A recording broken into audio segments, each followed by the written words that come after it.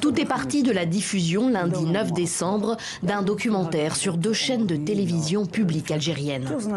Un ancien djihadiste algérien repenti, Mohamed Amin Aissaoui, raconte qu'il a été approché par le représentant d'une association française travaillant selon lui pour la DGSE, les services de renseignement extérieur français.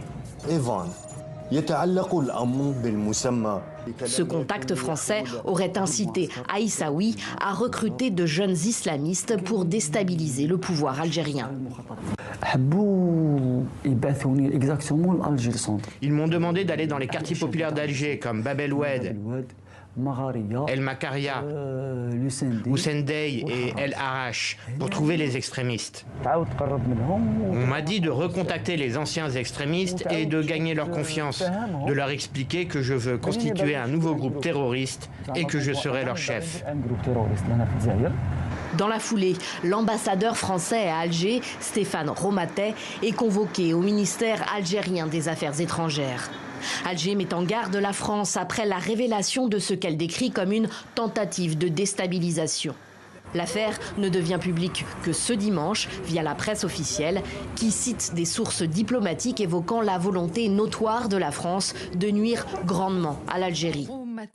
Interrogé ce dimanche à la radio, le ministre français des Affaires étrangères confirme et regrette cette convocation de l'ambassadeur Romatet. Ce sont des accusations infondées et fantaisistes que j'ai évidemment eu notre ambassadeur au téléphone pour lui assurer de notre soutien.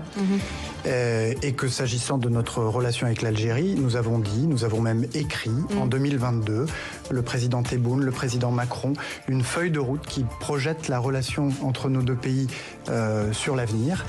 Ce dernier rebondissement dans les relations algéro-françaises, déjà très tendues, n'augure rien de bon pour la suite, selon ce journaliste, fin connaisseur du dossier. La situation entre Alger et Paris ne va pas vers l'apaisement, mais davantage de tensions et d'exacerbations, ce qui laisse à penser que nous allons rester sur cette préfiguration, dans cette logique, pendant probablement jusqu'à le départ du président Macron.